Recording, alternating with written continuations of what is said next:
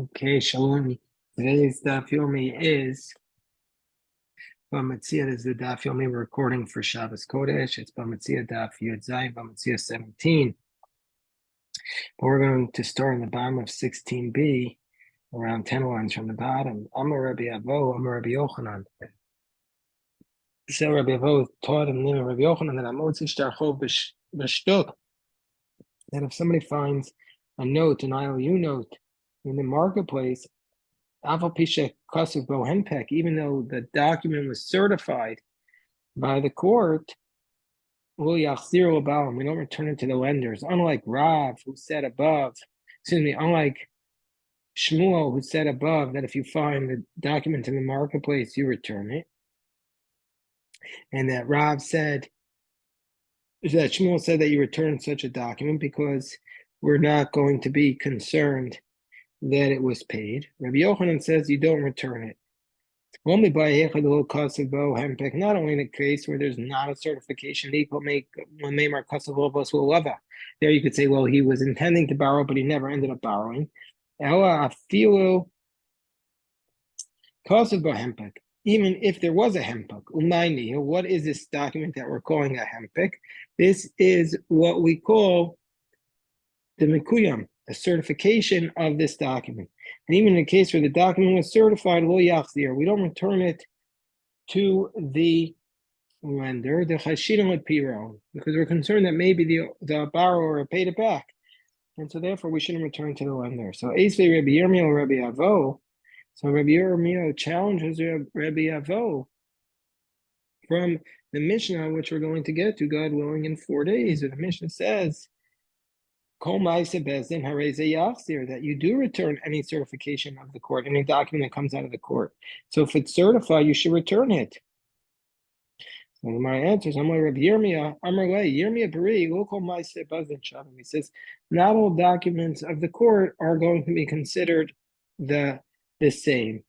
What are we talking about when you say that you return it? That's Kigon Shehuchsa Kafrin, where the borrower was established to be a liar. So where the borrower has been established to be a liar, then we return it to the lender. So Rabbi says, because he's been established as a liar one time, suo para cloud, so then we assume that he never pays at all, and so we return it to the lender. That's not fair to the debtor. So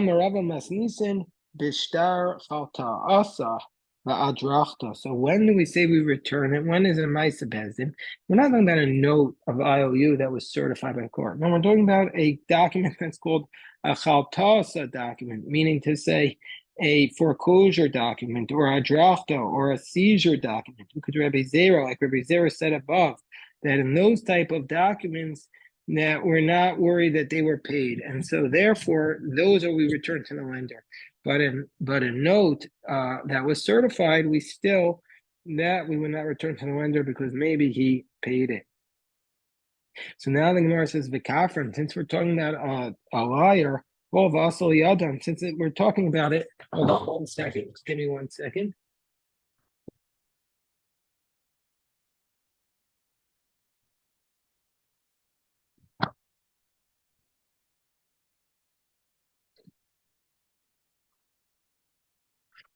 When we say a kafran, a liar, hold asal yad, since the matter started something we're talking about, name a beimil. So let's say something about it. Let's talk about it. Amar Rav Yosef bar Minyumi, Amar Rav Nachman, the Rav Yosef bar Minyumi said in the name of Rav Yachman, Amar Lo Tzei Teimlo, that if the court told the borrower who's now that go out and give it to him, he uses this expression that in the name of Rabbi Nachman, if he says say Teimlo, if he says go out and give it to him, the Amar Parati, and afterwards later on he says I paid, the borrower says I paid the money just like the court told me, then Neman, we're going to believe him. And Rash says he still has to take an oath called a Shvuas Heses, that's a rabbinic oath. But and now the lender comes to the court and says he says write for me a seizure. Now we don't write it for him because he took the oath. Ain kotvin. And then in they don't write it and they don't give it and they don't give him this seizure document to the lender. So that shows that we don't necessarily believe that this we believe him when he says he paid. But let's say the court says let's say the court doesn't say go out and give it to him, the court just says you're responsible to pay him. The Amar Parati, and now the borrower says I paid Eino Nemad. Then we don't believe the borrower. And the lender comes and says, write for me a seizure note, then we write it and give it to him. So this was the ruling of Rav Nachman. Comes along Razvin Mishmein Rav Nachman Amar Bein Sei Tenlo Bein Chayev Atoli Tenlo Amar Parati Nema. Whether the court said go out and give it to him, whether it said you're obligated to give it, and then he says I paid, we believe him. And if the lender comes and says to write it, we don't write it and give it for him. So says Rav Zvid, that in the name of Rav Nachman, if there is a distinction over here between you go out and give it to him and you're obligated to give it to him, what's this distinction? This is distinction. If the court says go out and give it to him, Amar Parati, and he said I paid, and then the witnesses come along and they say no, that what happened was the lender, we were in front of the lender and he said pay, and he said I'm not paying.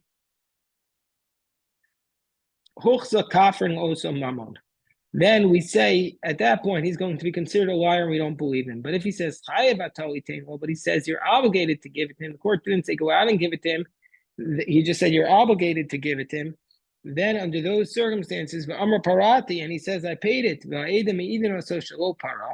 the witnesses said you never paid, then we don't assume that he's a liar for that money. My time because we just say, since the court didn't actually say you're going to give, they just said you're obligated to give. The court didn't order him to give it, just gave its ruling. Then maybe he says, I'll just push him off until the rabbis force me to pay. Or maybe they're going to look further at the case and I still have a chance of escaping until I actually pay. So it's not necessarily the case that he's established as a liar. Let's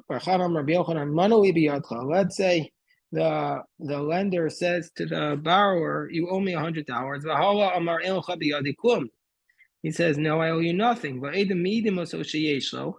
the witnesses testify that actually you do owe that money.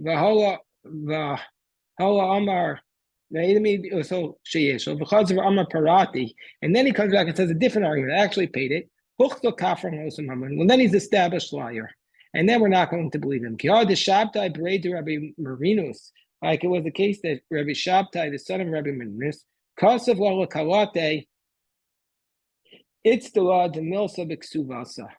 he wrote to his daughter-in-law that he is going to give her, as part of her ksuva, a very nice cloak. It's the de milsa. The kibla and basically he said this is my obligation. So even though he's not the husband, he accepted upon himself. He was the guarantor for the ksuva, irkos ksuvasa, and then she lost her ksuva. And he said, "Lo yud var me'om." He said, "Well, this never happened. I never agreed to it." Also, Sadi va'amri in kasavla. He said, "Yeah, no, he promised her this garment in the ksuva." With sof amru parasi. In the end, he said, "Yeah, I was there, but I paid it." Also coming to Rabbi Chia Amrei Huchsakta Kafrin. Also, it's the law. Now we no longer believe you once you've been established as a liar. Amar Rabbi Avin, Amar Rabbi La, Amar Rabbi Yochanan. Let's say he owes his friend an oath. But Amar Nishpati, and he says, I swore. And the witnesses came along and say, no, you never swore. Meaning to say that we, in front of us, we said that and the witnesses came along and said that we were there, and when he asked you to take an oath, and upon that request, you didn't take the oath. So So now he's established as a liar for that oath. Meaning to say that we don't believe him that he took that oath until he comes before us and takes the oath in front of us. So they says in front of Rabbi Avo, and he says it's logical to assume this teaching of Rabbi Abin this teaching of Rabbi Avin we agree with in a case where he was obligated by the Bezdin to take an oath. But if he on himself said he's going to take an oath, so then under those circumstances, Nemed, then we're going to believe him that he took the oath, even if the Eidim say that we testify he didn't. Because Avid Inish the Mikre Amar, person will sometimes say he's not going to do something which the Bezdin has told him not to do, and then later on he's going to do it. So it's not necessarily the case that he's not believed in that case. I drew a kameh to Rabbi Avin, so they brought this back to Rabbi Avin, and they want to know if he agreed with what Rabbi Avo said about his teaching. Yeah, I was talking about a case where you're obligated to do so only by the court. Indeed, we weren't Rabbi Avin, Rabbi Yochanan. If you're obligated by the court to give an oath, Amr Nishpat, he says, I took this oath. The witnesses say you never took the oath. So only when it's in a court are you established as a liar. Let's say you find a note, a debt in a marketplace because of Bohempik, and it's certified because of Bozmano, Bo Bayom, Yafziru Abalim. And if you find the date on it and it's that day, you bring it back to the lender. If the date is that same day, you return it to the lender. Now, what's the reason? Even though Rabbi Yochanan said you don't necessarily return something, but if you find it in that day, you do return it. And Amar Abasi, Amar Rabbi Yochanan. What's the reasoning? The reasoning is why wouldn't you return it? If it's possibly because he said he was going to borrow, but he didn't borrow Hempik. It's certified. We don't assume that a person borrowed money, he paid it back the same day. Does Rabbi Yochanan really say this? You're the one who said in front of Rabbi Yochanan, in the name of Rabbi Yochanan, that if there's a document that a person borrowed and then paid, he's not allowed to go back and borrow again. Because his lien has already been waived, and so therefore you're going to establish another lien on it, meaning to say he borrows with this document and then he pays. So now everything that was subject to the lien before that is now wiped away, and then he wants to use it again, he'll obligate those people to the lien. Yeah, but how could that scenario ever take place? That's not possible. If you want to say that the case is that it's a day or the next day after the loan, why would you have to say that the lien had already been canceled?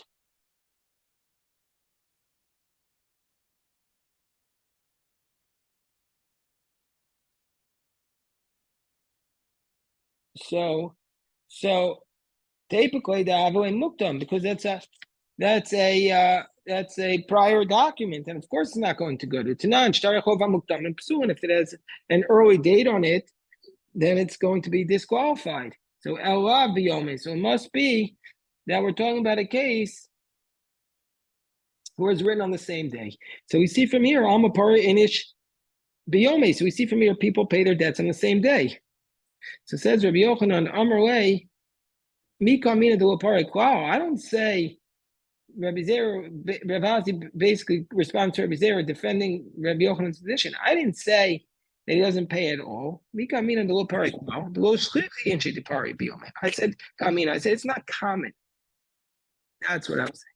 Rav Kahana Amar Kishachayev Moda. Rav Kahana says that when does Rabbi Yochanan say you can return the note on the same day that you found it? When the person who's the debtor admits that was his note. Well, Yochanan, remember, well, if he admits it, what's the chiddush? The Gemara says, no, Mao de Tema, you might have said, Hi Mifra Pare. Maybe he paid it. And the reason why he's saying he didn't pay it, because he wants to borrow again from this person. And he doesn't want to pay the scribe. And so maybe it's not a good note. So Rabbi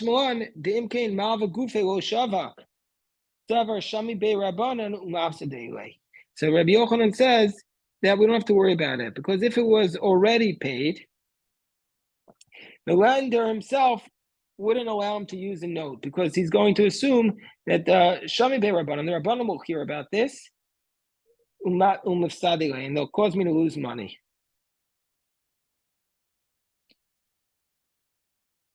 How is this different from the following Mishnah, which we learned in the Mishnah above? That if there is a guarantee in the note, you can't return it. And we said that that's where it admits it.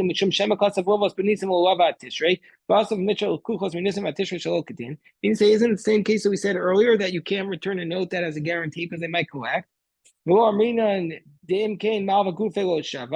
And we don't say there, in this case, in the previous case, we didn't allow it, but in this case, we allow him to return, and we don't have to say that the lender would stop it. I'm like, that the lender would say, write a new note, because otherwise it could lose money. Mar says, there, the situation is, well, he'll accept it because he's going to have a benefit. There, he'll be able to collect from it, so he's not going to say anything. But here in this case, it's the same day, so he's not really benefiting. Meaning to say, he's not going to get any benefit. And so therefore, he says he can return it.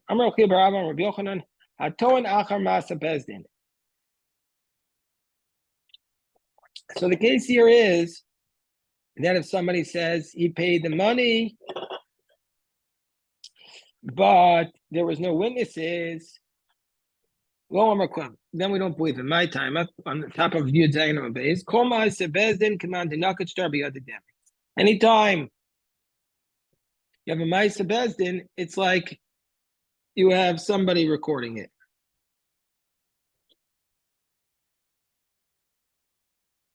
Amrle, isn't this already from our Mishnah? Because we learned Totzia get ve'enimo kesuba. If a woman has a get, but she doesn't have a ksuba with it, gova ksuvasa, she can collect the get. She can collect the ksuba, because we can say